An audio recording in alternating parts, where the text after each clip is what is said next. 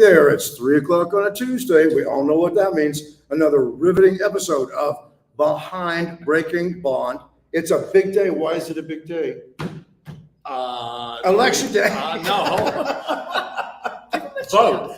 Vote. Yes. VOTE. Vote. Introduce You voted? Yes, I have. All right, Introduce good. yourself. Andy Kahn, Director of Victim Services, Crime Stoppers. Joining us today are two of my favorite friends. Introduce yourself. Tina Lundquist-Faust, co-president of Houston PetSat. Tama Lundquist, same. This is a great day to have these two ladies on here because if you haven't voted, well, first, I'm jumping the gun here a little bit. Tell folks that aren't familiar with Houston PetSat what Houston PetSat's all about. Houston PetSat is an organization that is strategic in solving the Houston animal crisis. So we're not a rescue group. We don't have fosters.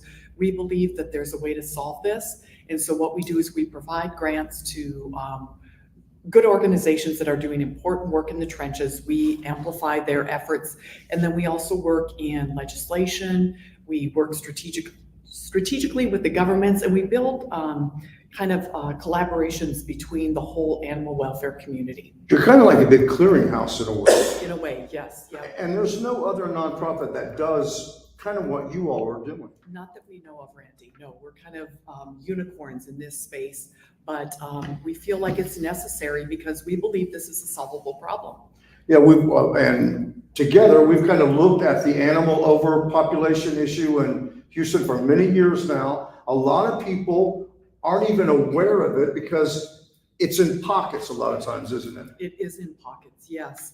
The animal overpopulation issue, you won't see it in certain zip codes, but you'll definitely see it north of Houston, east of Houston, south. So yes, it's a crisis because it's affecting and impacting the way people live their lives. You decided the last election cycle that you were gonna kind of talk to all the mayoral candidates to see where they stood just on that issue alone. Yes, we believe that this is an issue that needs to be on the platform of every candidate in every election because it is impacting quality of life, public health, and public safety. So we thought by creating this forum that we would kind of force the issue and they would have to take a look at animal welfare. And as we look at this problem, we know that with the private sector, the nonprofit sector, everything is moving forward, but it stops at one place, and that's been leadership. It's been leadership in Houston. So having a mayor who wants to embrace this issue and solve it like they have in other cities, or they haven't even had to solve it in other cities, they've already been maintaining, so there was no issue. We need that. You did what? You had kind of like a questionnaire that you sent to the mayoral candidates? We did. We had a questionnaire that we sent to all the candidates, including the City Council. Yeah. Thank you, Randy. But They have an election too today. yes, believe it or not, right? Well, sometimes sometimes we forget, right? I mean, Yes. there's other races. It's not just No. the mayoral run. And it's a county as well. Yes, exactly. So yes, we had a questionnaire, but we also hosted here at Crime Stoppers. Thank you, Crime Stoppers, for being great partners. Andy, you guys are the best, for allowing us to host it here and to ask them really pointed questions about what they're going to do about Houston's animal crisis. And what they've done in the past as well. Right. You can look at what they've done as kind of an indicator of what they will do. And so it was interesting to see everybody talking about the issue and how well informed they are about it.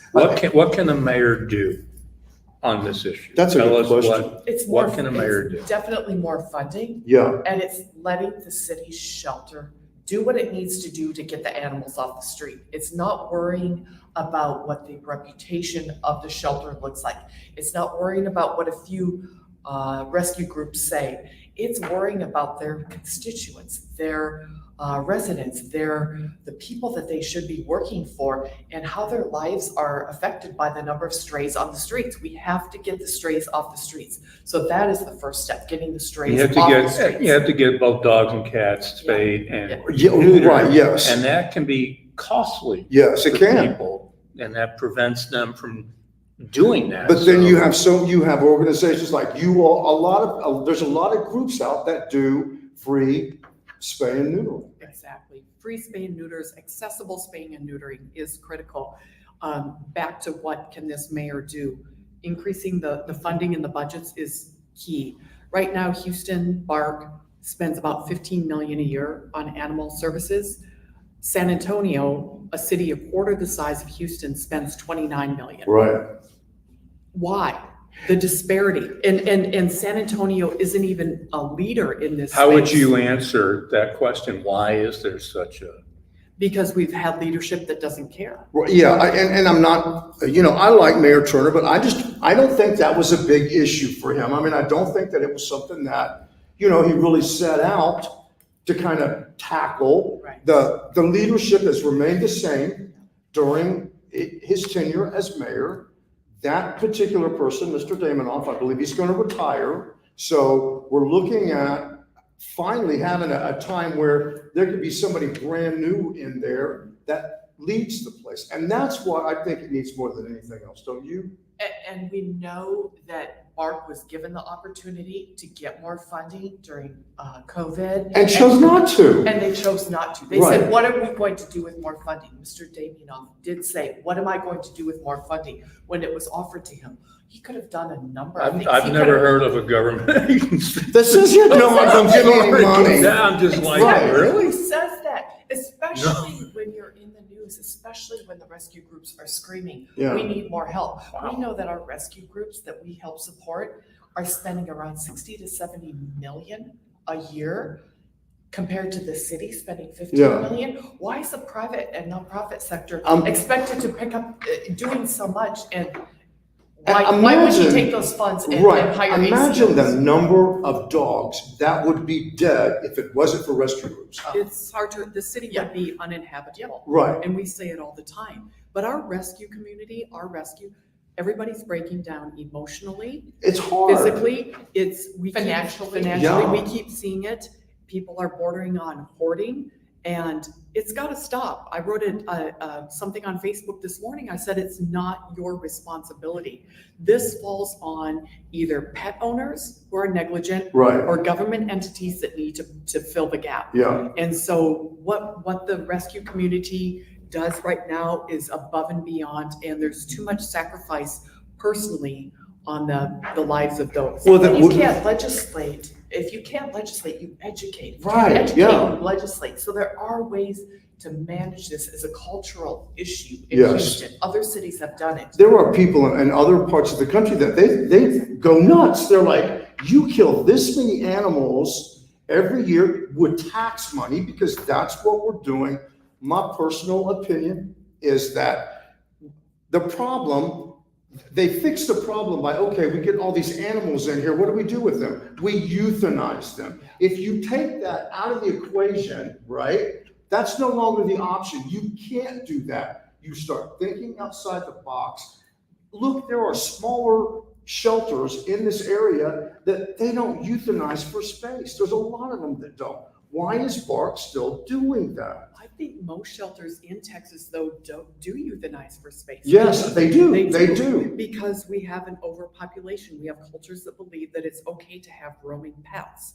50% of the animals that go into Bark are owned animals. Yeah, And so that's what we have to stop. We've got to stem the tide of people allowing their dogs to be bred, breeding indiscriminately, these, The puppy Litters. mills. Yes, Backyard yes. breeders- Backyard Yes. breeders And are we a have- huge and issue. we have to stop allowing roadside sales. Right. We have ordinances against roadside sales, but nobody's No, we'll enforcing Let me enforce them. ask them. you this, going back to the elections, what can elected officials, primarily because we're dealing with city elections right now, what can elections do? Mayors, city council members, what can they do both internally and can they do anything statewide?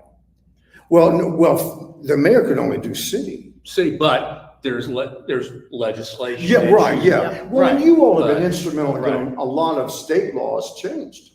Well, Yeah. with our partners, Texas Humane Yes. Legislation Network, THLN, we have been able to get a lot of legislation change, but it's not enough. No, To your point, what can they do? Increase funding, make spay and neuter accessible, get the animals off the streets because they're procreating.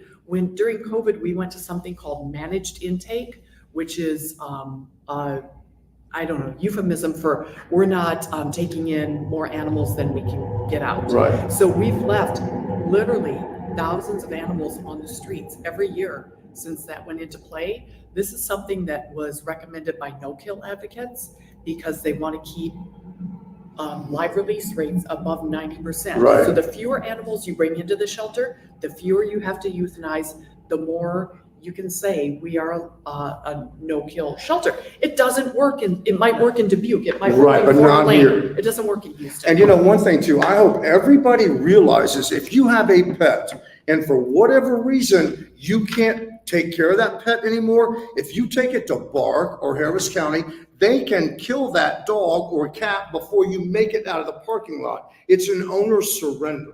And so don't think that, oh, I'm going to take my dog to BARC because I'm moving and they'll find a nice home. No, they won't. They will kill the dog before you pull out of the parking lot. But you also can't put the dog on the street. No, you Because cannot. it will be hit by a car, Right. it will be picked up for a bait dog, it will suffer. It is not an animal that knows how to maintain its life on the street. It will suffer. We So those are not domesticated them. Yes. We are responsible for them. If you adopt a dog, buy a dog, you are Do responsible you Yeah. think for the it. laws on the books are tough enough No, for, Not at all. no, But the laws that are there, Are they if were enforced? enforced, would make a huge difference. that's true. There are so many law enforcement officers, and we love the law enforcement officers we work with. There are so many great ones on HPD, but even this 2 weeks ago, we had a situation where they were selling dogs in a parking lot, and somebody from a constable's office said that that was legal. It is not legal. No, It is not, even the officers are not informed. right. So we've worked hard to educate officers. so in that particular situation, what did you do? Because obviously that's not legal. It's a Right. violation of state law, right? Right. Okay. So we think long-term strategically, we start planning education programs for law enforcement. That's how, You're What kind did of we do working in on that and what now, did we do aren't in you? that particular situation? We informed another law enforcement agency.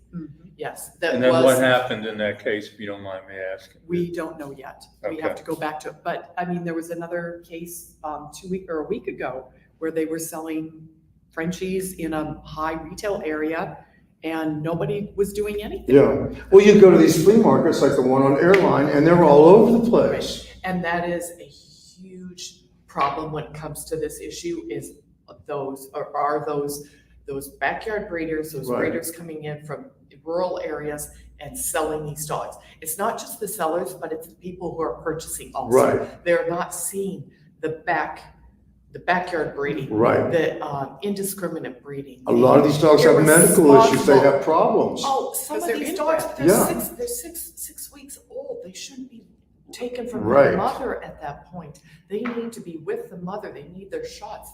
And people get these dogs, and we're trying to protect the consumer by saying, do not buy these dogs. Right. Number one, you're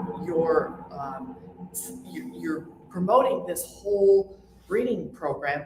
Number two, you're not going to get a healthy dog. You know, you want a healthy dog, go to the shelter. Right. I tell everybody this. I don't know why anybody would buy a dog. No. You can go to shelters and find almost every breed imaginable. And these dogs, when you take them out of that shelter, they know that you saved their life. And what other industry destroys perfectly good inventory? It's So I have trouble. no, Yes, well, yes, it's true. yes, It's a in my business. head. It's a I was like, business. where's the word? Yeah. But yeah, Right. no, they destroy perfectly good inventory Right. just to, Product. yeah, Yeah, product. product. Yeah. Just to create more product. It makes no sense. No. Financially, compassionately, ethically, none of those things. Right. If you have not voted yet, you can find out where the mayoral candidates and city council candidates, where they stand on this issue by going to your website. Yep, HoustonPetSet.org, and our forum is front and center today. So go there and listen to what the candidates have to say about this issue and make a good choice. Yeah, and it's something that we all really need to care about because, as I said a moment ago, we domesticated them. We're responsible for them. If you really want to get an idea of how serious of a problem this is. These two made a documentary for the animals, Yes, yeah. and you can see it Are on you in Netflix. the documentary? I have a little snippet in it. Snippet. Are you jelly? Yeah, he is. Yeah, Did you you put want that to be in it? Or was this gonna be in the documentary? No. No, come Hey, on. cut him out. We're gonna take a shot with just the three of us. You can see For the Animals on Netflix, a lot of places, right? Amazon Prime, yes, Apple TV. Yeah. Hulu, so Yeah, Yeah. UV and YouTube, all those places. So yeah, go to No, I watched it, fortheanimals.com yeah, I and watched you it can at find- at You your were- yeah, premiere. you I were was there. there. You were there being rude to me, if I remember No, you correctly. saw me and said, man, I thought we only dealt with you on Tuesday. Here we are on Thursday, Right. having to do with No, I this. think I said, Yeah. that guy's trouble. Get him out of here. No, you whispered and said, don't ask me any questions when I'm on the stage there. That's exactly That's what I said. You said, I did. I had a list of questions that I was gonna be asking you, and I held back You did. You just for did. that. But you know, you guys, just real quickly, I mean, the world needs more of you. That's Yes, the reality. oh my gosh, I mean, yes, it's kinda yes. like, you know, what we do for family members of homicide, you do on behalf of those that can't speak for themselves. Right. And props to you for doing that, and as someone who's taken in numerous rescue animals. And have saved, by what you've done, you all have saved thousands and thousands of lives. well, we're just a small representative of the numerous advocates, rescuers, fosters, all those people out there doing really Right. critical work. But you make the wheel turn. You And do. you're our partners, It's part of helping a us team, do that yeah. by doing It things is. like this, by making this a platform issue, by allowing us to be on your platforms. I mean, this helps so much. So just talking about it, and Crime Stoppers was one of the first, and Randy, you've been doing this, helping us with the animal issues, reporting on them for years, maybe Yes. decades. So A it's lot our of partners. decades. All of us. Shut up.